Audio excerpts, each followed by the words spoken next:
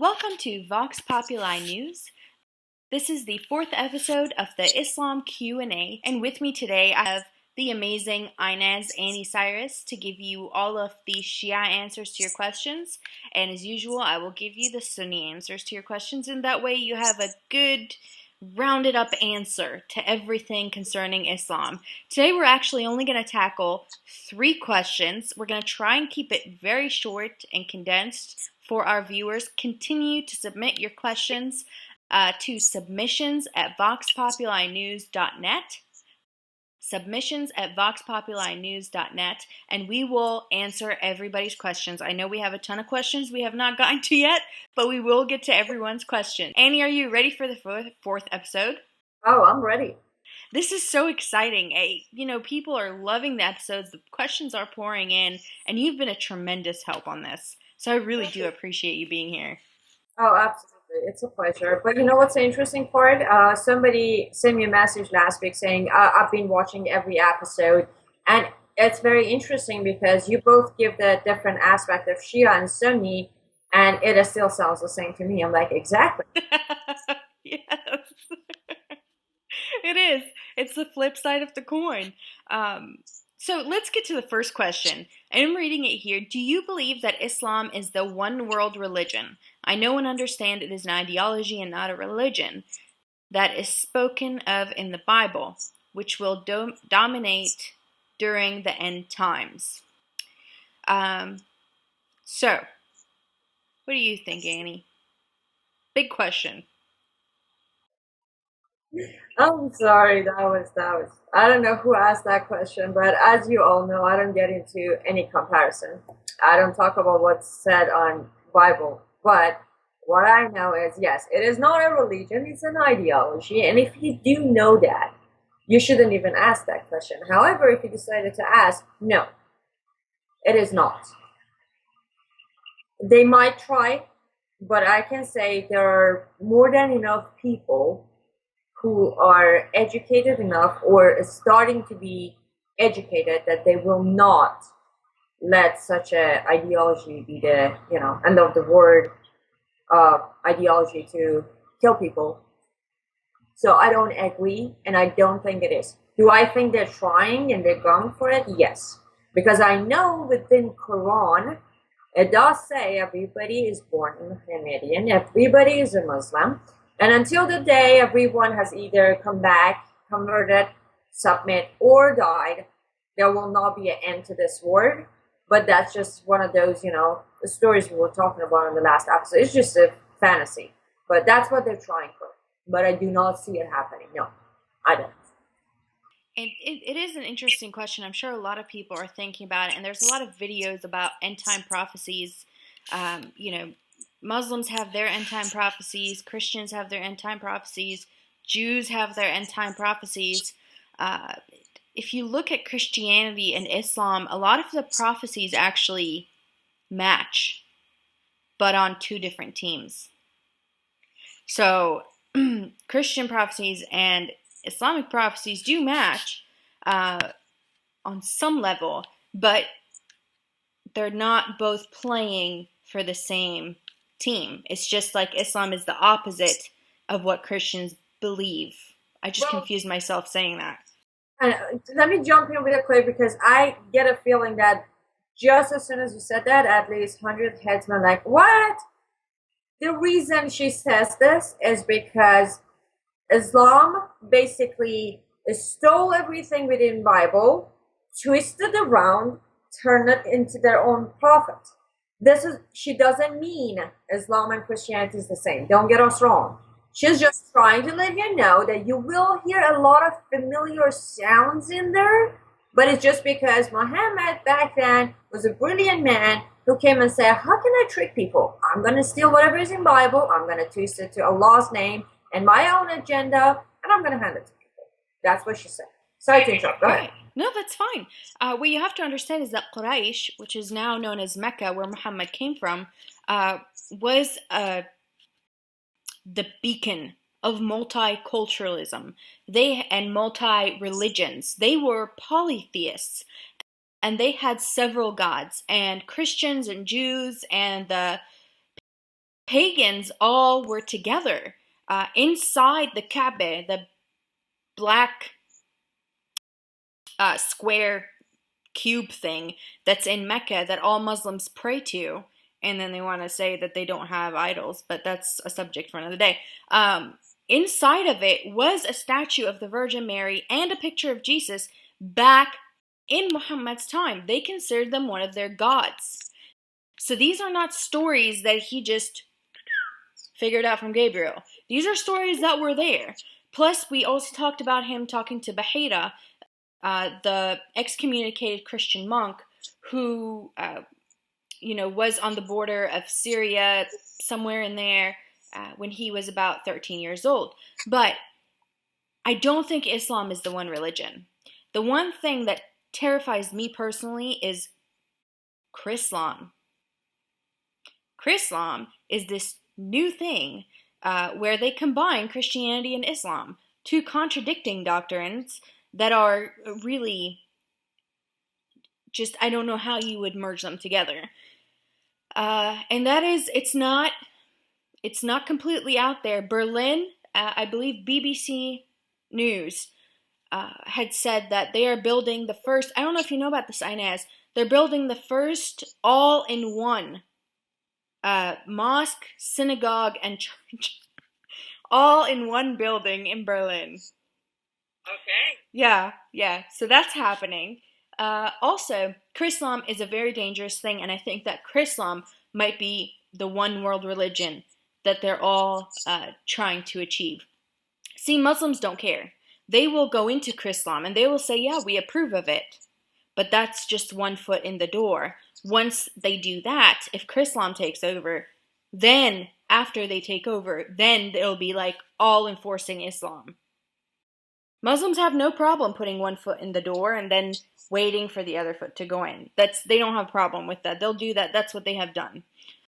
But that's my answer. But a lot of times when we're talking about prophecies, like there's a prophecy in the Bible that, and I'm not very good at these things, but it talks about the mark of the evil one, and it talks about a mark on the head or on the wrist. That's where they will have their mark. And I've always thought, Aynaz, the second episode, we talked about Muslims when they're praying, they like to have that mark on their forehead, the mark of the beast. That's what it's called. The mark on the forehead matches what the mark of the beast is. So that's something that I find interesting, and that's what I mean when I say that a lot of the prophecies do match, but it's kind of like they're playing for opposite sides. Second question. Could you cite acts of violence by Muslims who are following Sharia that have taken place here in the United States that we should all be aware of, but mainstream media has been hush-hush about? I ask because I have not heard about a lot of that going on here. If there isn't any, why do you think that is? Do you think they are waiting for something like House Resolution 569?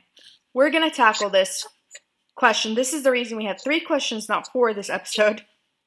We're going to tackle this question in 2 parts. The first one is going to be acts of violence by Muslims. Annie, do you want to take the first hit at this? Yeah. I've been thinking about this for about a week. And what I came to understand is one of the misunderstandings happening here in the US is everyone is looking for that moment when there's a news saying that some building was just bombed or some metro was bombed or airplane, flew into a building, and they're all like, oh my God, Muslims are attacking. That's not it. Every single day, there's an actual act of terror or violence by Muslims everywhere. And now another thing, I'm going to quickly jump back and forth, is another thing is we need to stop being solely concerned about what's happening in the United States, because you need to know what's happening everywhere else in order to be prepared. So when it happens here, you're not completely caught off guard. Meaning, we need to stop just concentrating on, well, this city is getting really bad, that city is still safe. No, you need to realize that Middle East is completely out of control. Completely out of control. You don't actually hear on the news 1/3 of what's happening over there. Not just extremists versus extremists where ISIS is fighting the Muslim Brotherhood, that guy's fighting that one. No, just with normal people in their town. They are being violated every day. They're either being raped, sold to marriages, arrested, going to prison, executed. All that is happening literally daily. So you need to keep yourself educated on those areas too. And then we come to Europe. I literally hear every day, I have my supporters come to my page from Europe sending me news. This just happened, that just happened, this just happened. Every day, the number of rapes are so ridiculously high, it's literally forcing non-Muslims to stay home and not to step out. They're being cornered. Now, on one of my interviews, I did mention that that's the biggest mistake. Don't let them corner you. Push back. I'm not saying fight them physically or be violent, no. But don't give in. Don't stay home. Educate you or prepare yourself to fight back if anybody's trying to rape you. But don't stay home just because you're afraid they're gonna. But if you think of it by definition of terror, it's terrorizing people. They are doing that. Now, it may not be happening in the United States. The reason for that is our laws and constitution. It's harder for them to get in. In Europe, they can do that, and pretty much if anybody grabs a gun and shoot them, that person is also going to be, arrested for doing so. Here, not so much. So they have to play it more carefully, but that doesn't mean they're not already here. They're just finding the loophole to figure out how to do it here without us being able to protect ourselves. So that being said, yes, you may hear whatever happens as far as extremely agonizing bombings and attacks, but every day, just take it this way, every single day while you're living your life, one person at least is being violated in Europe and Middle East, and you do not know about it. That would be my answer. Completely agree with you. I'm actually looking at this great website that everybody would do well to go to and use as a reference. Verify everything on it, but use it as a reference. It's a good starting point. It's called thereligionofpeace.com. Thereligionofpeace.com. It has a list of Islamic terror for the last 30 days. And it says during this time period, there were 145 Islamic attacks in 22 countries in which over 1,600 people were killed and 1,800 people were injured. That's on an international level, and we pretty much hear about all of the acts of violence that happen here in the United States by the media. Now, here's the problem that we have with crimes not reported by the media in the United States. If we want to focus back on that to answer your question even, when I was in the community, in the Islamic Arab crap community, I would have been able to answer that question much better. Here's what happens. When you have a problem in the Islamic family, it is handled by the head of the house, that would be the father. Okay? Now, if it gets out of control for the dad goes to the mosque, he confers with his brethren and his sheikhs and imams and whatever, and they decide what they're going to do with it. If you have a mosque in your area, in your state, understand, Sharia has already been getting carried out.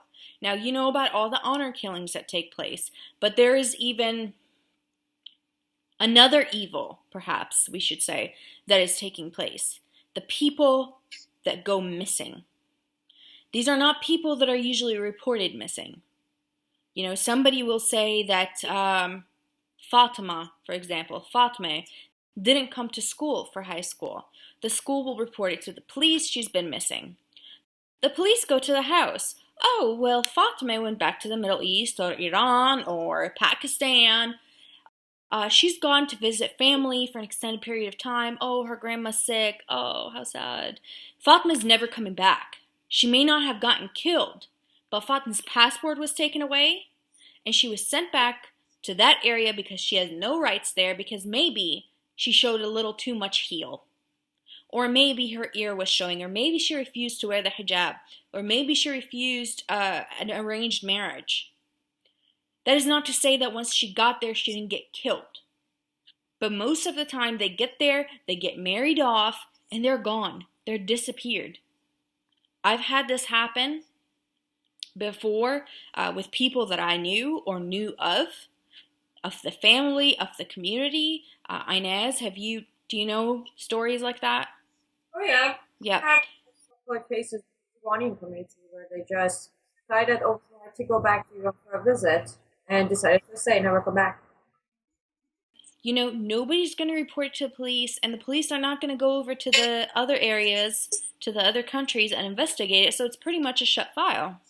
Case is closed. So, these are the kinds of crimes that cannot be reported by the media, and this is probably the only time I'll ever defend the American media, is these are the kind of crimes that do not get reported to them. Murders, everything else that can go hush-hush, will go hush-hush if Sharia takes place.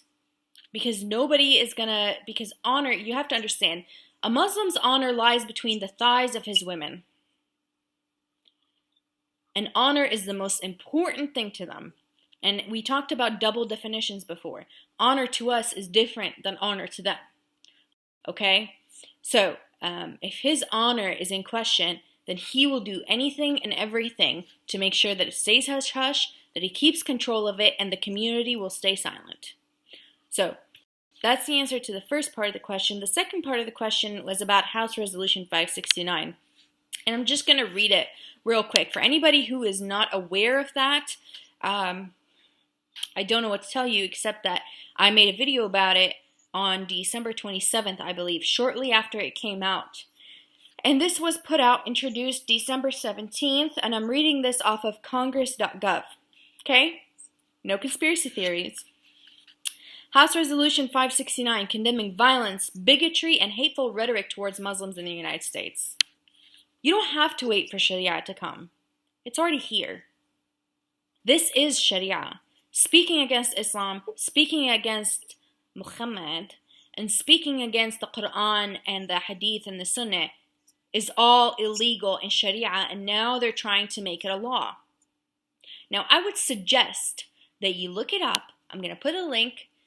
Look it up and look at those representatives. And I've actually tried to reach out to some of them for an interview. None of them wanted to talk to me. I don't know why. I'm such a nice person. Anyways, point is, House Resolution 569 encourages local law enforcement to take action against people like Aynaz and I who are speaking out against Islam. Since when is this okay? We like blasphemy in this country. This is what we do. We like hateful speech. We like people pissing other people off. I mean, for goodness sake, our first act as a country was to get rid of a king. And now we're going to bow down before Sharia?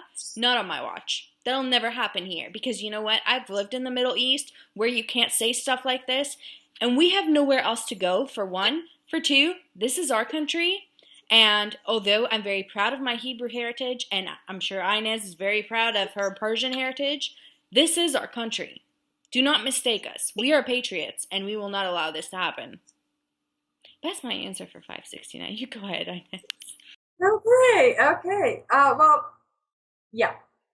It's, in a way, for people, it might be, it's just the talk of it. For people like me and you, we know it means Sharia is already here. Now, I wouldn't be so concerned about it if we didn't have someone named Hussein Obama in the office. But because he's there, I am very concerned about it. Because as soon as it does take place, and I'm not saying if it does, I'm saying as soon as it does, just make sure you get that, it will take place. And when it does, that is when hell is going to break loose. Because this is where the actual meaning of racism is going to start. Until today, me and you were called racist, Islamophobe, bigot, all those lovely names, which none of them actually make me laugh. But the point is, the real meaning of it is going to start. It will get to the point where Americans, as you said, Americans are not going to sit back and just watch it happen. But sadly, they are waiting way too long. They're making sure it happens and then they will attack. Well, why? Why can't we attack it now?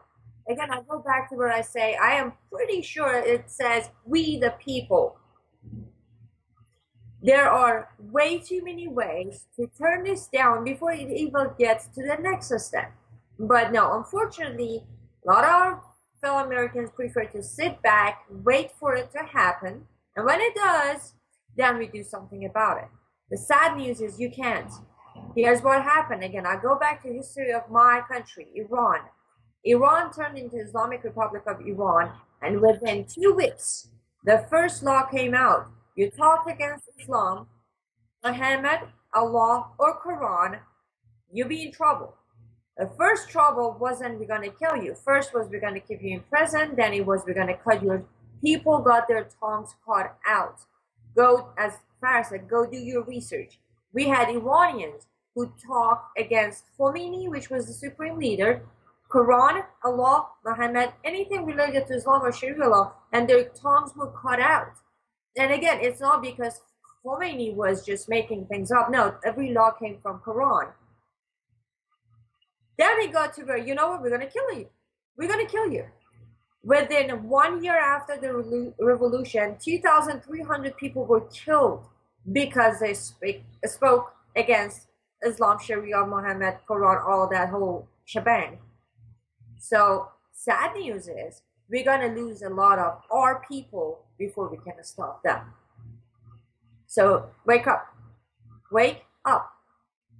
Put whatever it is you're doing aside. You know, if you're reading a book, I doubt it. Watching whatever series it is you're watching a video on YouTube, put it aside, go to that website, read up, then start coming up with plans. Do something. Our forefathers started shooting over a tax. I can't tell you how much this gets me infuriated. It was a freaking tax that got King George kicked off of his throne. A tax. It's disgraceful and dishonorable. We'll move on to the next question. I have been listening to Jay Sukulow, American Center for Law and Justice. Back in 2015, the soldier had intervened and stopped an Afghanistan officer from sexually assaulting a 12-year-old boy. The Center for American Law and Justice is actually now trying to fight for that soldier. I absolutely am with him, 100%. Aynaz, pretty much the same. The ACLJ is defending him and petitioning the government for reinstatement. I have been listening to some of the former military officers and soldiers call in the ACLJ show and say that in the culture, the women are for reproduction and the boys were for pleasure. Is this true in regards to Afghan culture? In terms of my answer for that question, I don't know a lot about Afghan culture. I have heard this from Afghani people. And this is not something, unfortunately, that is limited to the Afghanis. I've heard it being said, the whole women are for reproduction, little boys are for pleasure. I've heard it in Saudi Arabia. I've heard it in the UAE. I've heard it in Jordan. So it is more than the Afghan culture. Now, what I can tell you is homosexuality is punishable by death in Islam. However, I'm going to go over a couple of verses from the Quran that talk about some of the rewards in heaven for Muslims. Okay, so try and follow with me. This is kind of disgusting, but please hang in there. Chapter 52, verse 24. In Arabic, it says, وَيَطُوفُ عَلَيْهِمْ غِلْمَانٌ لَهُمْ كَأَنَّهُمْ لُؤْلُؤٌ مَكْنُونٌ. In English, the translation from Quran.com is, there will circulate among them servant boys, and servant is in parentheses because it doesn't actually say servant in the ayah, in the verse. So the actual translation of the verse is, there will circulate among them boys for them, as if they were pearls well protected. And then there's another verse, chapter 76:19, that says, وَيَطُوفُ عَلَيْهِمْ وِلْدَانٌ مُخَلَّدُونَ إذا رأيتهم حسبتهم لؤلؤا منثورا. There will circulate among them young boys made eternal. When you see them, you would think them as beautiful as scattered pearls. I know you probably just vomited in your mouth a little bit, but I'm sorry, we had to answer the questions. So it's apparently a reward in heaven to have little boys running around made eternal, so they will be eternally Peter Pan, eternally a little boy. As far as, this is so hard to talk about. So this is where they can get a fatwa, or this is where they can make it so where it's okay to have a little boy for pleasure. All you, Annie, I have nothing else to say about this.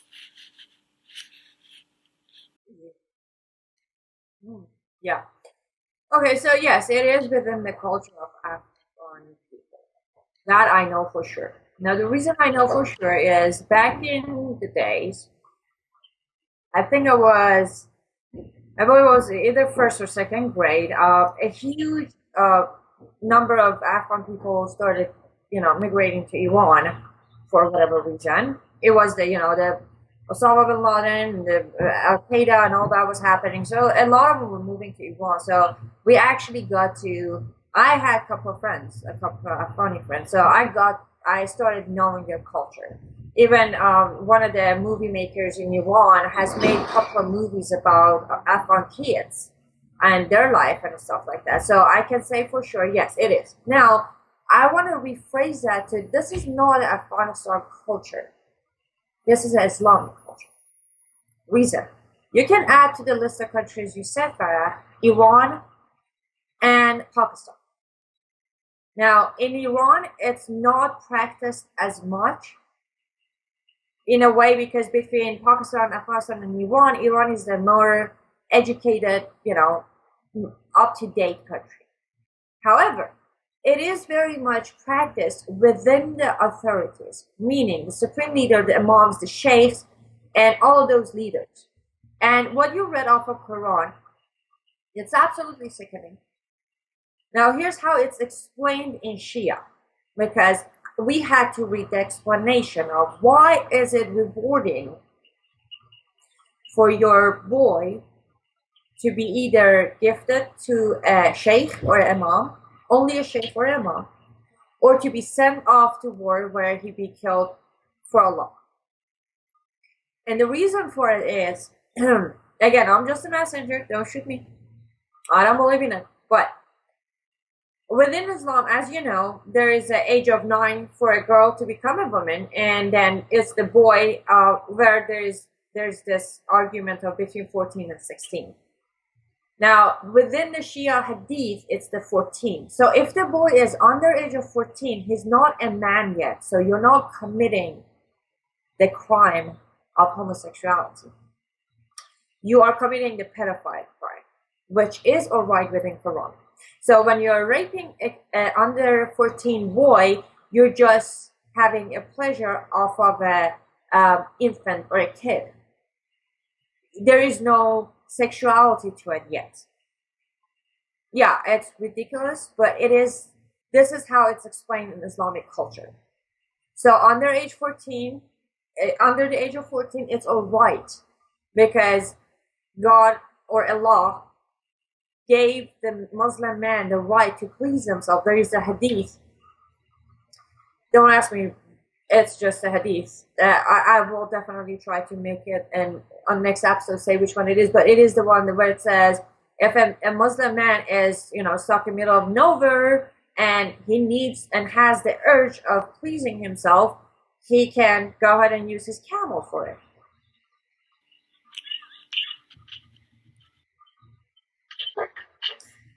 Yeah, I worked so much to keep a straight face on that.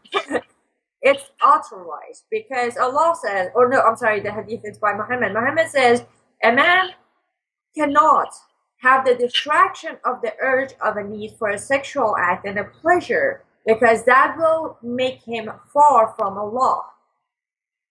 So when you have the urge, just grab the first thing that comes handy. I'm sorry, you really. Yeah. No, I mean it for real. This is what they teach, man. It's like, now if that first thing handy is a boy who's under age of 14, you're fine. You are completely fine. There are actual, this is really sad. But in Iran, there are these like brainwashed families, mom and dad, who take their little boys to imams as a gift because they think the boy is going to be blessed with the reward of heaven. Like they literally hand their baby to a pedophile to rape because the Hadith said so. The same way a father hands her daughter to a pedophile because Muhammad did it. You see, so it's not just an Afghan culture, it's an Islamic culture. It comes with it. I really don't like to say it's a country's culture. I actually had this comment last night that somebody said, again, well, your experiences is because of you personally, your family, and your village. Like, first of all, honestly, Tehran doesn't count as a village. It's a capital country. But okay, fine. But are you kidding me? My experience was exactly. So that's the thing. People need to start even verbalizing it in a way. It's Islamic culture. It has nothing to do with any country. It doesn't matter if it's Iran, if it's Iraq, if it's Afghanistan, Syria. It doesn't matter. It's a culture of Islam. That's what comes with it. Now, again, if you want to really sit back and let it happen here so you can see it for yourself, well, be my guest. But take my word for it. It's not about a country. It's not about a specific culture. My background comes from Persia, Persian Empire, Cyrus the Great. For God's sake, we used to be the ultimate culture. They came in, invasion happened, brainwashing started, boom. Today, sadly, Iranian people are called Muslim. And that's something we talked about in one of our previous episodes is when Islam dominates, because Islam, again, it's not a religion, it is a complete system. It's political, it's religious, it's a literal everyday exactly how to live your life down to the detail of how you're supposed to wash your hands. When it takes over, it completely erases your culture. Forget which food you put down on the bathroom. Oh yes, of course. Only eat with your right hand. How you put your food in. Even, for example, how you step into a house. You have to step in with your right foot, never with your left foot. It's down to the detail, every intricate detail. Quick question, because this is on my mind to talk about. I'm very curious to know if it does exist on the Sunni side, but in a Shia side, we actually have this, let's call it funny thing where when a building is being built, that one of the major inspections that happen is to make sure where your toilet is not going to be facing Mecca. Do you have that on Sunni? Yeah, of course. That's more, you're talking about like Saudi and the Arab Gulf. That's their type of thing.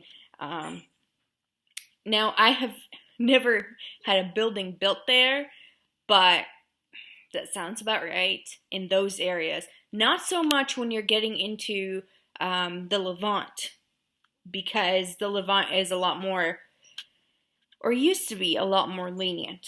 Unfortunately, no longer. But when you're talking about Afghan culture, Persian culture, Levant culture, North African culture, do not forget they did have beautiful cultures before Islam came in and wiped it all out. Educate yourself. Educate yourself. These are cultures, I'm talking about everybody, that are rich in music, poetry, food, love, entertainment. These are cultures that were gorgeous. Gorgeous cultures. And I learn every single day more and more and more about how my heritage, my people, used to live before Islam came in. For example, Afghanistan. I read a story the other day, and I got it checked out by multiple resources, Afghanistan used to be Buddhists and Hindus, and women were the council in Afghanistan. Take a look at Afghanistan now. Islam, wherever it goes, it just brings destruction. And you know, the victim never gets to write history. Never. And wherever Islam went, it victimized a lot of people. And a lot of people got killed, especially when you're talking about the non-Christians and the non-Jews. You think we've got it bad as Christians and Jews? Pagans, Hindus, Sikhs, they had it really bad. A lot worse than any of us have ever had it. Their entire civilizations have gotten wiped out. So, because they don't have to give them in Islam, when Muslims invade, they don't have to give them the choice. They can just kill them. So, that pretty much wraps up episode 4 of Islam question and answers. Aynaz, again, thank you so much for being with me. I love being on your radio show. For people who don't know, can you tell us a little bit about what's going on with your radio? I co-host with you every other week. I know, you're going to be coming on this week. Yay, I'm excited. So we are having the Live Up to Freedom radio program on FPC channel on Blog Talk Radio. It's every Monday, 7 p.m. Eastern Standard Time. And every other Monday, we have you on the show as a co-host, which would be this Monday. So everybody tune in. You can go to Blog Talk Radio /FPC Radio 2015, and you will see all the episodes. You can listen to them on archive, or for live episode, make sure to tune in every Monday, 7 p.m. Eastern Standard Time. It's awesome. And we also are going to continue recording our episodes every single week. Every single week you're going to see an episode. So continue to send in your questions. Again, it's submissions@voxpopuli.news.net. If you would like to help out, we would really appreciate it. We do this for free. So this is our lives. This is all that we do on several different platforms. Aynaz and I spend all day, every day talking to people, whether it's on the phone, Facebook, YouTube. We do everything that we possibly can to educate everyone and get everybody the answers that they need. You can help out financially. You can donate. VoxPopuli.news.net has a PayPal. You can donate there. Any contribution is much appreciated. Live Up to Freedom. We're going to have the site listed right here. You can go there and you can donate, and you have a GoFundMe page. Right, Aynaz? Oh, we did, but it got shut down. We got reported, and sadly they took it down. So we don't anymore. We do have the PayPal going. Oh, wow. I wonder how that happened. I know. Well, a miracle. So you can go to Live Up to Freedom and you can donate over there. It's used for equipment. It's used for keeping the sites up, and other stuff as well. So thank you so much for watching. Please don't forget to submit all of your questions to submissions@voxpopuli.news.net. Visit our site, and we'll see you next week.